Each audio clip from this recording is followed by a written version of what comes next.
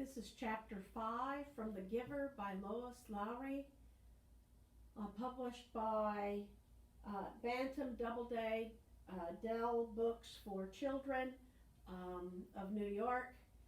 Copyright is 1993. Chapter 5. Usually at the morning ritual, when the family members told their dreams, Jonas didn't contribute much. He rarely dreamed.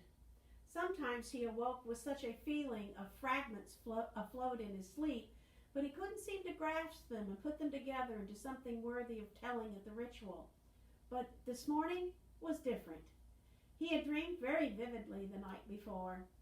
His mind wandered while Lily, as usual, recounted a lengthy dream, this one a frightening one, in which she had, against the rules, been riding her mother's bicycle and been caught by the security guards. They all listened carefully and discussed with Lily the warning that the dream had given.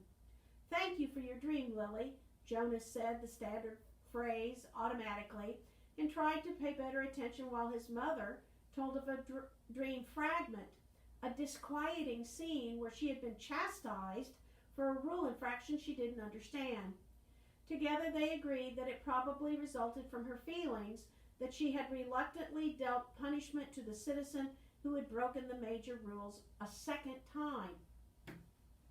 Father said that he had no dreams. "Gabe?"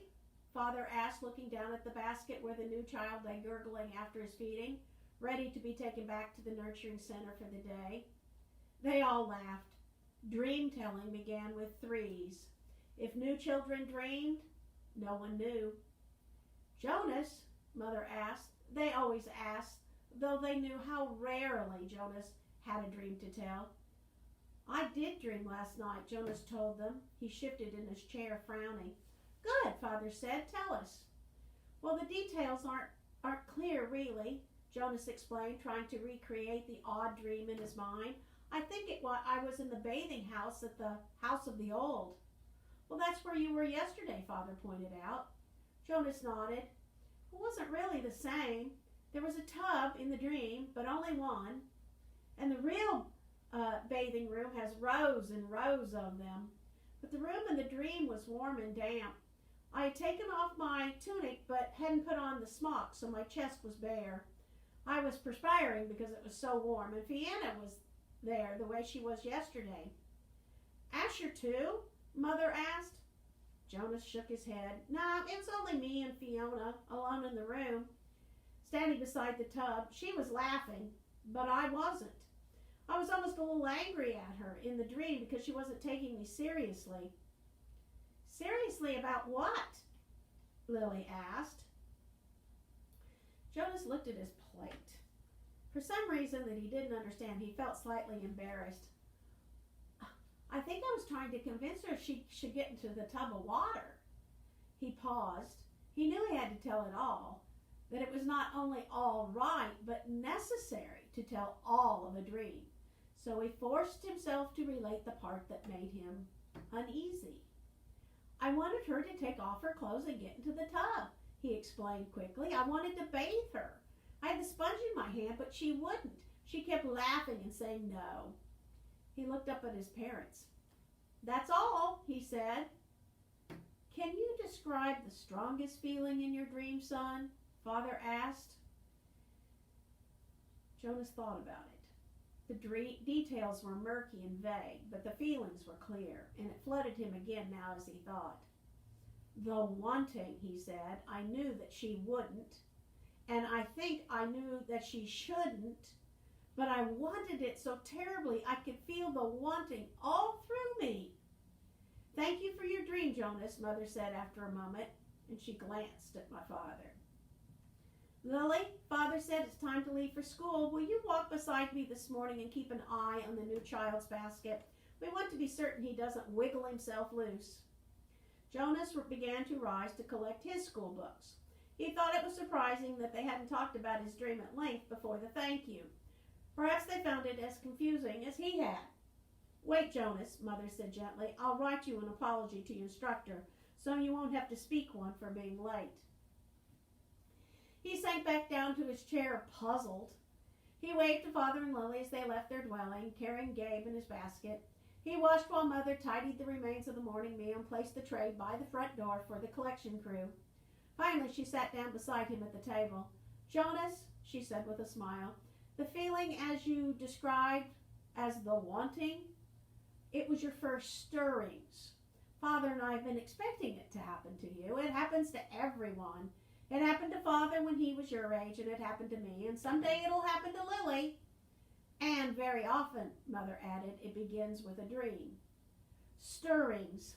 He had heard the term before. He remembered that there's a reference to stirrings in the Book of Rules, though he didn't remember what it said. And now and then the speaker mentioned it. "Attention! A reminder that stirrings must be reported in order for treatment to take place." He had always ignored the announcement because he didn't understand it, and it never seemed to apply to him in any way. He ignored, as most citizens did, many of the commands and reminders read by the speaker. "Do I have to report it?" he asked his mother. She laughed. "You did, in dream telling. That's enough. But what about the treatment? The speaker says the treatment must take place." Jonas felt miserable. Just when the ceremony was about to happen, his ceremony of 12, would he have to go away someplace for treatment just because of a stupid dream? But his mother laughed again in a reassuring, affectionate way. No, she said. "It's just the pills. You're ready for the pills, that's all. That's the treatment for stirrings." Jonas brightened. He knew about the pills. His parents both took them each morning, and some of his friends did, he knew. Once he had been heading off to school with Asher, both of them on their bikes, when Asher's father had called to him from his dwelling doorway. "You forgot your pill, Asher." Asher had grown good-naturedly, turned his bike, and ridden back while Jonas waited. It was the sort of thing one didn't ask a friend about, because it might have fallen into that uncomfortable category of being different. Asher took a pill each morning. Jonas did not.